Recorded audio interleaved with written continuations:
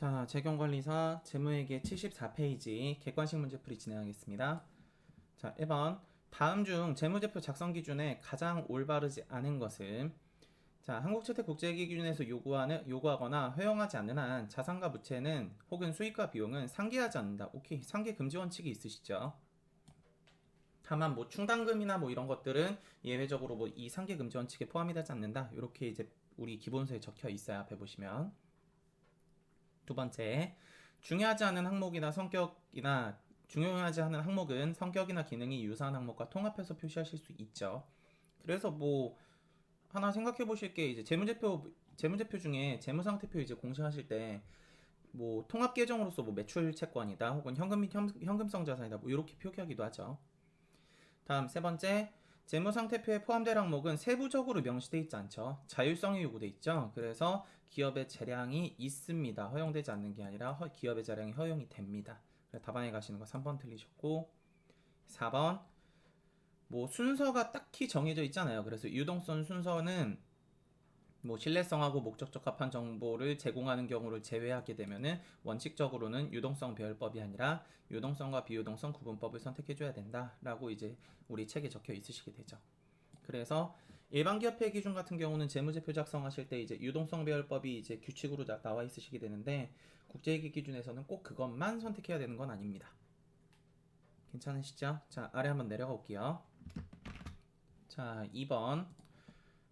포괄손익계산서에 포함되어야 되는 최소 항목, 요거 앞글자 따서 외우시면 돼요. 포괄손익계산서에 표시되는 최소 항목은 수, 금, 지, 법, 중 정도 정리를 하시면 돼요. 수, 급, 지, 법, 중. 그래서 수, 금, 지, 법, 중. 답안에 가시는 거 4번이시겠네요. 그래서 수익, 금융원가, 다음에 지분법, 법인세 얘기, 중단 영업 얘기. 그래서 그렇게 5가지가 있구나 정도 생각을 해주시고요. 답안에 가시는 거 4번이시고, 자 3번 가볼게요. 3번. 재무제표에 대한 설명으로 옳지 않은 것은 재무쟁표는 일정 시점이라 그랬었죠. 그래서 답안에 가시는 거 바로 1번이시고 나머지 질문 한번 읽어보시면 될 것 같고요. 자 밑으로 가볼게요. 4번.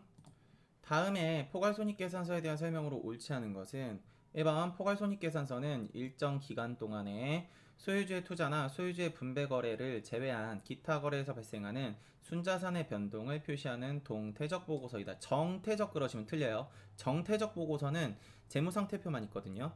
그래서 동태적 보고서는 일정 기간에 대해서 순자산 변동이니까 쉽게 회사가 돈을 버는 거, 수익이나 비용에 대한 얘기들이다 라고 정리해 주시면 좋으실 것 같습니다.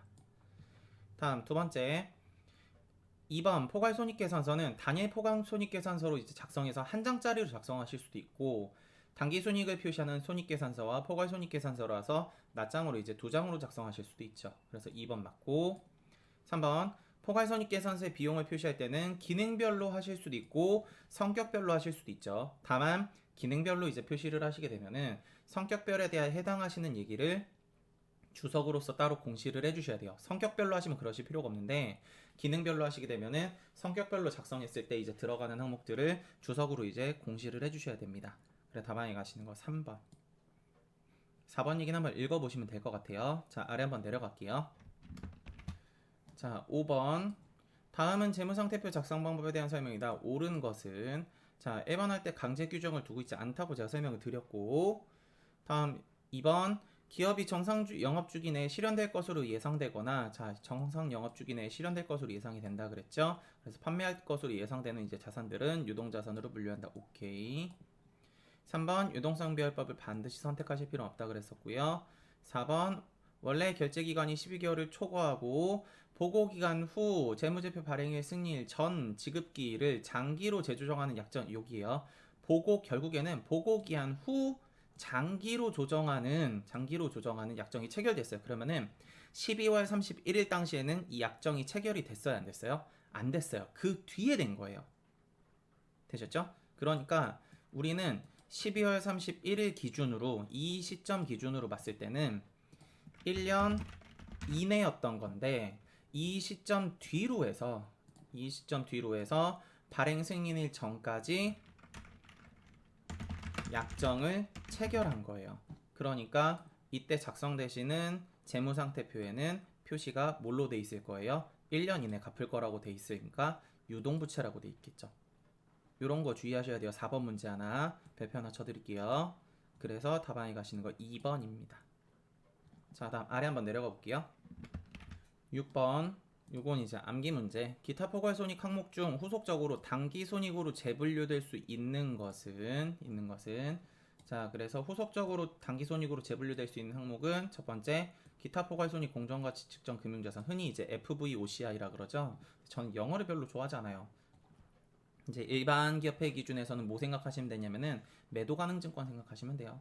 그래서 그것 중에 지분 상품 말고 채무 상품에 대한 얘기만 되셨죠? 그래서 지분 상품이죠? 아니고요.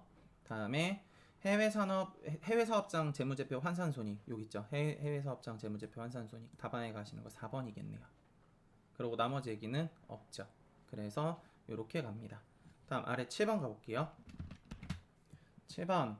다음 중 재무제표에 관한 설명으로 가장 올바르지 않은 것은 요거 이제 앞에 했던 거랑 비슷한 얘기예요.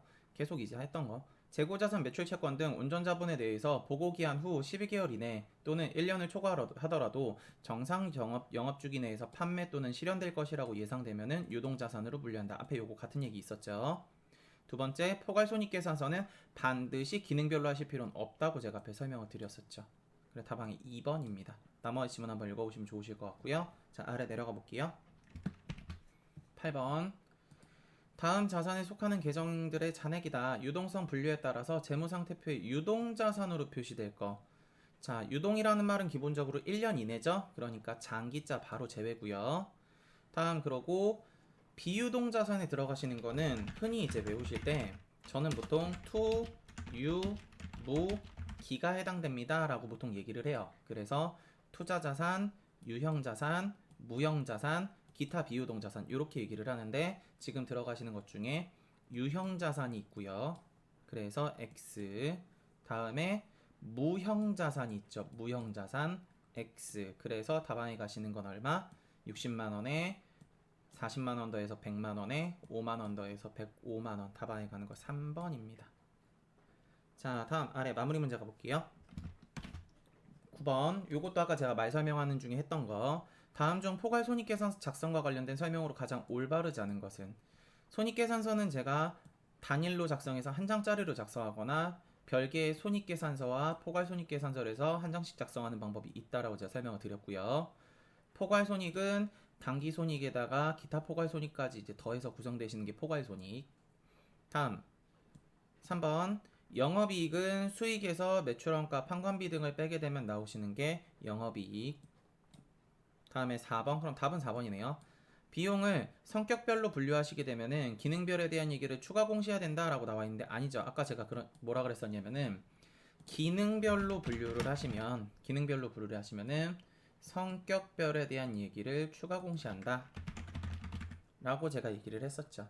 그래서 요걸 생각해 보면은 어떻게 생각할 수 있냐면은 국제회계 기준은 기능별로 이제 작성하는 것보다는 성격별로 작성하는 걸 조금 더 좋아하지 않을까 라고 이제 생각을 하실 수가 있고요.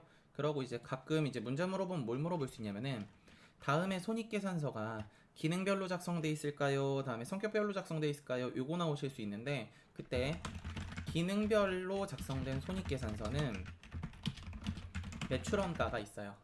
매출원가. 그래서 눈에 보일 때 매출원가가 있다. 그럼 기능별이구나 정도 챙겨주시면 좋으실 것 같습니다.